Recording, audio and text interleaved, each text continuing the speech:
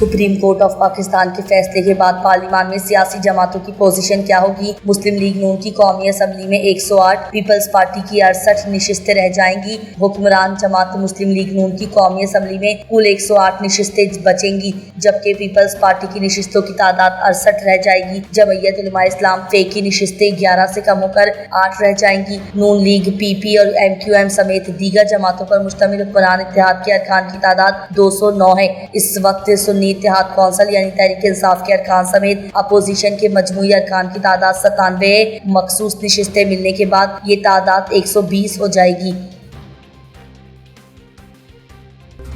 पाकिस्तान और आलमी मालियाती fund IMF के दरमियान $7 अरब का स्टाफ लेवल मुआहिदा तय पाया गया। IMF एलामिया के मुताबिक 37 माह पर मुश्तमिल प्रोग्राम की हतमी मंजूरी IMF का एग्जीक्यूटिव बोर्ड देगा। एलामिया में कहा गया कि IMF के साथ नए स्टाफ लेवल मुआहिदे के तहत पाकिस्तान को $7 अरब 37 माह के अरसे में मिलेंगे। IMF एलामिया के मुताबिक प्रोग्राम में मालियाती और मॉनेटरी पॉलिसी को मजबूत बनाने के इक़दाम, टैक्स की बुनियाद को वसी करना शामिल है। पाकिस्तान को 2023 स्टैंड बाई अरेंजमेंट के तहत हासिल मुआशी इस्तेहकाम की बुनियाद पर तौसीफ फंड की सहूलत मैसर है।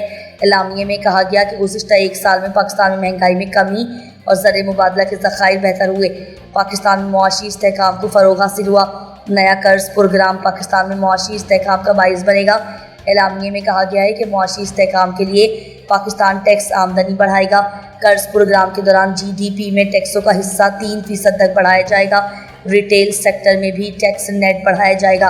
IMF एलामिया के मुताबिक विफाक और सूबों को मुश्तरका मुआशी कोशिशों की ज़रूरत है। मुआशी अखराजात के लिए 18वीं तरमीम के तहत अखराजात में मुनसिफाना तकसीम को असर नो देखना होगा। सूबों में तालीम, सेहत आमा और पब्लिक इंफ्रास्ट्रक्चर पर अखराजात बढ़ाना होंगे।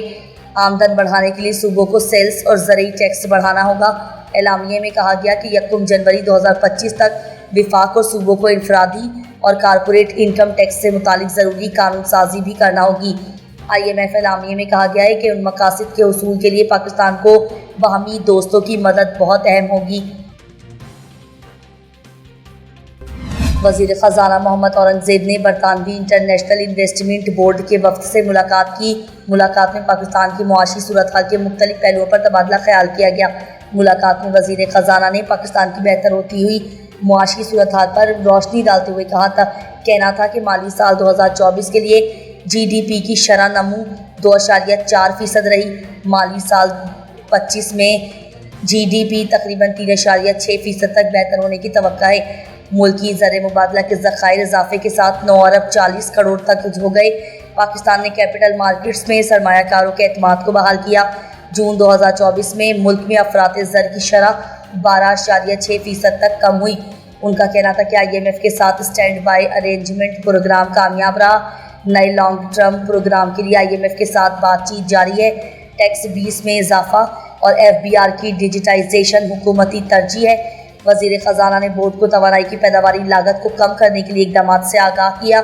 डिस्कोर्स की निजकारी के लिए किए जाने वाले इक़दाम का खाका भी पेश किया गया। मुल्की मुआशी तरक्की में SIFC के किरदार पर भी रोशनी डाली गई। वफाकी वज़ीर इत्तलात अता तारड़ का तहरीक इंसाफ के इलेक्शन कमीशन पर लगाए गए इल्ज़ामात रद्द-ए-अमल सामने आ गया।